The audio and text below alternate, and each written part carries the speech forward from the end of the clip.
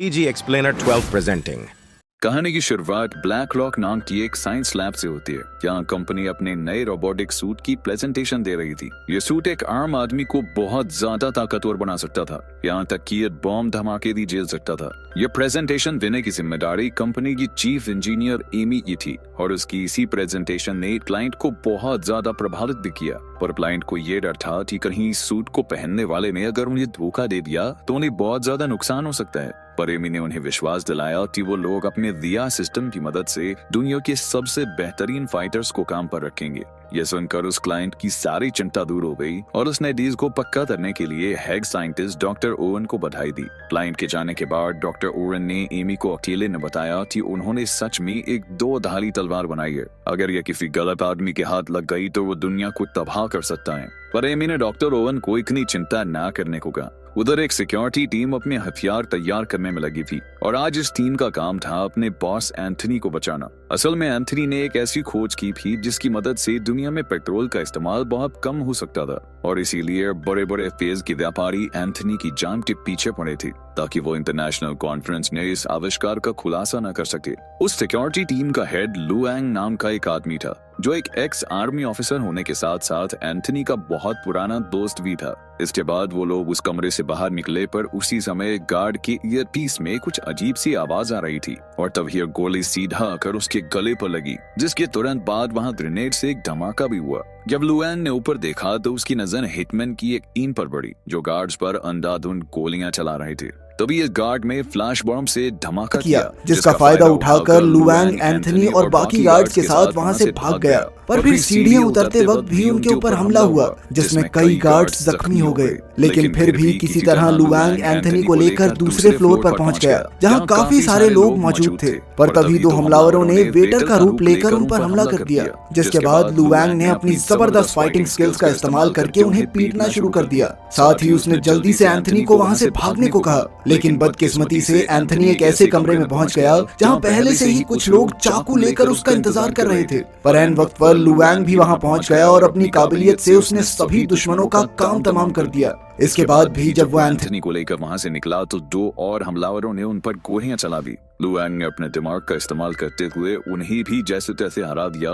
इसके बाद आगे जाकर उसने शीशा तोड़कर एंथनी को एक ब्रिज से धक्का दे दिया, लेकिन इसी बीच एंथनी की एक टांग टूट गई, इसलिए लुआंग को उसे घसीट कर वो ब्रिज पार करवाना पड़ा। उन्हें लग रहा था कि वो बच गए, लेकिन तभी कुछ हिटमैन वहां भी पहुंचकर उन पर गोलियां चलाने लगे, जिसमें से एक गोली सीधा लुआंग की टांग पर लगी। लेकिन जख्मी हालत में भी उसने कई सारे हिटमैन्स को खत्म कर दिया। फिर अचानक से एंथनी का पैर फिसल गया और वो नीचे गिरने ही वाला था, पर ऐन वक्त पर लुआन ने उसका हाथ पकड़ लिया। उधर वो हिटमैन्स अभी भी उन पर गोलियां चला रहे थे, पर गोलियों की परवाह ना करते हुए लुआन ने अपने दोस्त को पकड़े रखा। पर तभी एक हेलीकॉप्टर ने वहां आकर सभी हिटमैन्स को मारना शुरू कर दिया और इसी का फायदा उठाकर लुआन ने भी एंथनी को ऊपर खींच लिया। अपने जख्मों के चलते अगले कुछ हफ्तों तक लुआंग अपने घर पर ही अपनी बेटी फैंग और बीवी के साथ समय बिता रहा था और उसे अपने परिवार के साथ अच्छा भी लग रहा था कि तभी एक दिन उसकी बीवी ने कहा कि लुआंग को अब रिटायरमेंट ले लेनी चाहिए। पर लुआंग अभी इसके लिए तैयार नहीं था।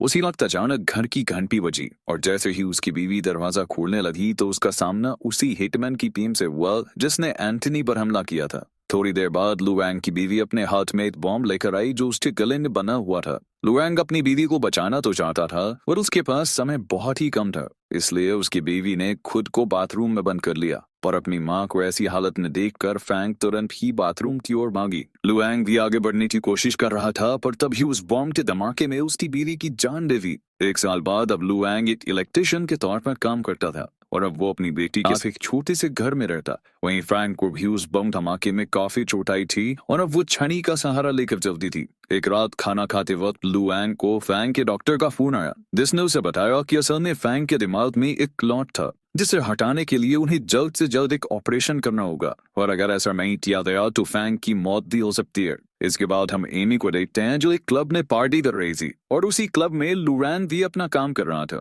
काफी ज्यादा शराब पीने के बाद एमी बाथरूम की तरफ गई जहां एक आदमी की नजर उसके ऊपर पड़ी और उसने भी एमी का पीछा करना शुरू कर दिया। उधर अपना काम खत्म करने के बाद लुआन क्लब के मालिक के पास अपने पैसे लेने पहुंचा। इसके बाद जैसे ही एमी बाथरूम से बाहर निकली तभी उसके सामने वही आदमी आ गया जिसने तुरंत ही एमी के साथ जबरदस्ती करना शुरू कर दिया। पर उसी समय लुआंग भी पास से ही गुजर रहा था और एमी की आवाज सुनते ही वो वहां पहुंच गया और उसने तुरंत ही उस आदमी को पीटना शुरू कर दिया। वो उसे मारते हुए वापस क्लब में ले आया। क्या उस आदमी के काफी साथी भी मौजूद थे? उन्होंने भी लुआंग पर हमला कर दिया, पर अपनी लड़ने की काबिलियत से लुआंग ने बड़ी ही आसानी से सबको पीट पीट कर खत्म कर दिया। पर फिर एक आदमी को मारते हुए अचानक से लुआंग को अपनी पत्नी का चेहरा याद आ गया, जिसके बाद उसके सर में बहुत तेज दर्द होने लग गया और फिर वो इसी दर्द में क्लब से बाहर आ गया। ना उसने किसी तरह से अपनी दवाई खाई और फिर वो वहां से चुपचाप चला गया। अगली सुबह लुआंग वापस अपने काम पर चला गया, लेकिन जब बाद में वो घर लौटा तो उसने देखा कि उसके घर का ताला पहले ही खुला हुआ था। लुआंग तुरंत ही चौकन्ना हो गया,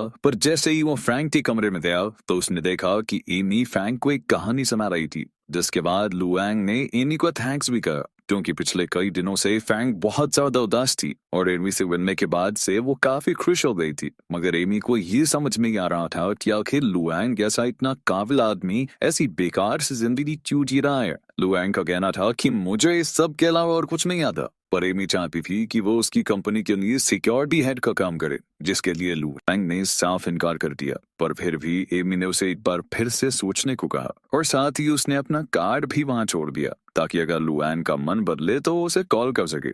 जैसे ही एमी वहां से निकलने वाली थी तो उन्हें फ्रैंक के कमरे से एक आवाज आई और जब वो दोनों वहां पहुंचे तो उन्होंने देखा कि फ्रैंक जमीन पर पड़ी हुई थी। लुआंग बहुत ज्यादा डरा हुआ था, पर फिर एमी ने तुरंत ही फ्रैंक को एक इंजेक्शन लगाया, जिसके बाद वो वापस से होश में आ गई। अगले दिन लुआंग को फ्रैंक के डॉक्टर का फोन आया, जिसने उसे बताया कि किसी अनजान आदमी ने फ्रैंक के इलाज के पैसे भर दिए हैं। और जब वो घर वापस पहुंचा तो उसने देखा कि फ्रैंक आराम से सो रही थी। इसके बाद वो तैयार होकर एमी से मिलने ब्लैक रॉक की लैब में पहुंच गया। सबसे पहले लुआंग ने इलाज के पैसे भरने के लिए एमी का धन्यवाद किया, पर एमी ने सीधा उसे रोबोटिक सूप के बारे में बताया और वो चाहती थी कि लुआंग इस सूप का पायलट बने। पर फिर लुआंग ने एमी को बताया कि मुझे PTSD है, जिसका मतलब ये था कि कभी कभी लड़ाई करते वक्त से अपनी पत्नी की मौत याद आ जाती है, जिसके बाद वो कुछ भी करने लायक नहीं रहता। पर एमी ने बताया कि मैं तुम्हारे बारे में सब जानती हूँ, चिंता मत करो। इसके बाद लुआंग 3 और आदमियों के साथ VR मशीन पर बैठा, जिसके शुरू होते ही वो एक शिपिंग यार्ड में पहुंच गया। यहाँ उसे कई सारे दुश्मनों के बीच से एक औरत को बचाना था।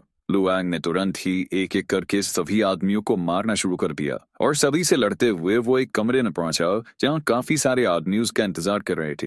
पर लुआंग ने अपनी ताकत से उन सभी को भी हरा दिया, पर तभी उसकी नजर वहां मौजूद उस औरत पर पड़ी, जिसकी शक्ल हूबहू उसकी पत्नी की तरह थी। उसे देखते ही लुआंग के सर में जबरदस्त दर्द हो गया, जिसके बाद वो झटके से मशीन से उठ खड़ा हुआ। अब लुआंग वहां से जाना चाहता था और इफिनी वो चिल्ला चिल्ला कर दरवाजा खोलने को कहने लगा, लेकिन तभी वहां एक बहुत बड़ा धमाका हुआ, जिसके बाद कुछ हिटमैन्स में वहां आकर अंधाधुंध गोलियां चलानी शुरू कर दी। पर किसी तरह उनसे बचते हुए लुआंग वहां से बाहर आ गया, जिसके बाद हिटमैन के लीडर ने लैब में बॉम्ब लगाकर उसे उड़ा दिया। लुआंग को काफी चोट आई थी, लेकिन फिर भी उसने बिना शोर मचाए अकेले ही अपनी मरहम पट्टी की। उधर हमलावरों ने लैब में घुसकर सभी साइंटिस्ट को बंदी बना लिया था और जब लुआंग बाहर आया तो उसकी नजर लाशों पर पड़ी, जिसके बाद उसने बंदूक उठाकर उन हमलावरों के पीछे जाने का फैसला किया। और जैसे ही वो कैमरा रूम में पहुंचा तो उसने देखा कि हमलावरों ने सभी को कैदी बना रखा था, जिसमें एमी और डॉक्टर ओवेन भी मौजूद थे। इसके बाद लीडर ने डॉक्टर ओवेन को पकड़कर बताया कि वो वहां पावर कोर हासिल करने आया था, जिसे देने से डॉक्टर ओवेन ने साफ इनकार कर दिया। इससे गुस्सा होकर लीडर ने बाकी 2 साइंटिस्ट को गोली मार दी। ये देखकर आखिरकार डॉक्टर ओवेन उसे पावर कोर देने के लिए तैयार हो गए। उधर एक हिटमैन ने लुआंग को पकड़ लिया था, पर अपनी रफ्तार का इस्तेमाल करके लुआंग ने तुरंत ही उस पर हमला कर दिया। पर जैसे ही लीडर को गोली की आवाज आई तो उसने हिटमैन से इस बारे में पूछा, जिसके जवाब ने हिटमैन में उसे सब कुछ सही होने की खबर दी और असल में लुआंग ने उसे अपना कैदी बना रखा था।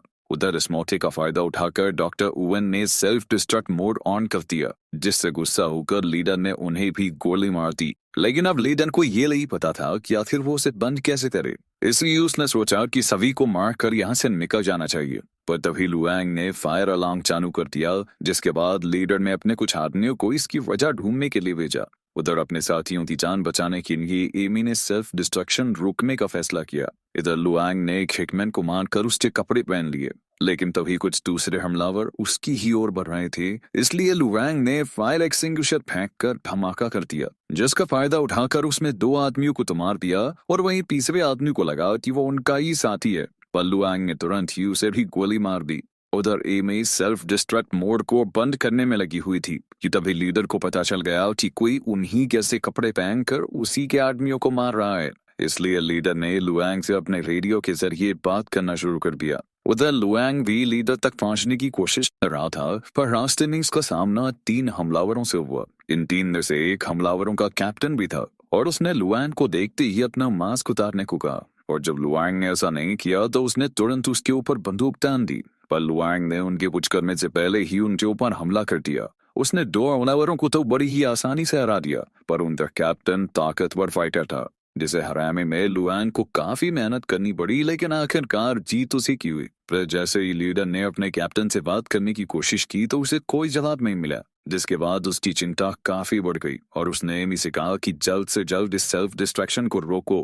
धमाका होने से कुछ सेकंडों पहले ही एमी ने सेल्फ डिस्ट्रैक्शन को रोक दिया, जिसके बाद लीडर ने बड़ी आसानी से पावर कोर को निकाल लिया। इधर एमी को लग रहा था कि अब लीडर उन सबको जिंदा छोड़ देगा, लेकिन फिर लीडर ने कहा कि मैं तो मजाक कर रहा था, तुम सबका तो मरना तय है। इससे पहले कि वो बोली चला पाता, लुआंग ने उसके साथ समझौता करने की कोशिश की, जिसके लिए लीडर बिल्कुल तैयार नहीं था। पर जब लुआंग ने उसे कैप्टन की आवाज सुनाई तो वो तुरंत ही तैयार हो गया। उनके समझौते के मुताबिक लीडर को कैप्टन के बदले सभी साइंटिस्ट को लुआंग के हवाले करना होगा। अंदर जाने से पहले लुआंग ने अपने कपड़ों में एक बॉम्ब छुपा लिया, जिसके बाद वो कैप्टन को लेकर सीधा लीडर के पास पहुंच गया। पर यह तो लुआंग को बाहर लाने के लिए लीडर की चाल थी और उसने तुरंत ही कैप्टन के सर में गोली मार दी। पर लुआंग ने जैसे ही ये देखा तो उसने लीडर से उसकी बंदूक छीनकर उसे अपना कैदी बना लिया, जिसका फायदा उठाकर एमी और बाकी साइंटिस्ट वहां से बाहर चले गए। लेकिन फिर बाकी हमलावरों ने लुआंग पर हमला कर दिया, जिससे बचने के लिए उसने अपने कपड़ों में छुपाए हुए बॉम्ब का इस्तेमाल किया। उस बम धमाके का फायदा उठाकर लुआंग वहां से बाहर निकल गया, पर बाहर आते ही उसे एमी के चिल्लाने की आवाज सुनाई दी, जिसका पीछा करते करते वो एक कूड़ेदान में कूद गया। थोड़ा आगे जाने के बाद उसकी नजर लीडर पर पड़ी, जिसने एमी को पकड़ रखा था। लीडर ने एमी को गोली मारने की धमकी देते हुए लुआंग को अपनी बंदूक छोड़ने को कहा, और लुआंग ने डर के मारे बिल्कुल ऐसा ही किया। पर असल में लीडर की बंदूक खाली थी, इसलिए उसने लुआंग की बंदूक उठाकर एमी और लुआंग को गोली मार दी। पर इस बंदूक में भी 2 ही गोलियां थी, तो अब लीडर लुआंग को मारने के लिए एक पैर ढूंढ रहा था। पर एमी ने उसी वक्त उसका पैर पकड़ लिया, जिसके बाद लीडर ने उस पर भी कई वार किए। ये सब देखकर लुआंग को अपनी बीवी की शक्ल याद आ रही थी, और जैसे ही लीडर ने लुआंग पर हमला किया तो उसने अपने इस हमले को रोककर उसे पीटना शुरू कर दिया। लेकिन लीडर भी काफी ताकतवर था और इसीलिए उन दोनों के बीच कांटे की टक्कर हुई, जिस दौरान लीडर ने लुआंग को लात मारकर एक नुकीली चीज पर धकेल दिया। और इसी दौरान लुआंग ने उसके शरीर पर बंधे हुए ग्रेनेड की पिन को निकाल दिया था, जिसके बाद उसने अपने परिवार का बदला लेते हुए लीडर को पकड़े रखा, और कुछ ही सेकंडों के बाद वो दोनों एक धमाके में खत्म हो गए। अभी लुआंग की आंख उसी रियाद में खुली, और असल में ये सब उस VR टेस्ट का हिस्सा था। लुआंग ने बहुत ही बढ़िया तरीके से अपने इस मिशन को पार कर लिया था, और फैंग का ऑपरेशन भी पूरी तरह कामयाब हुआ।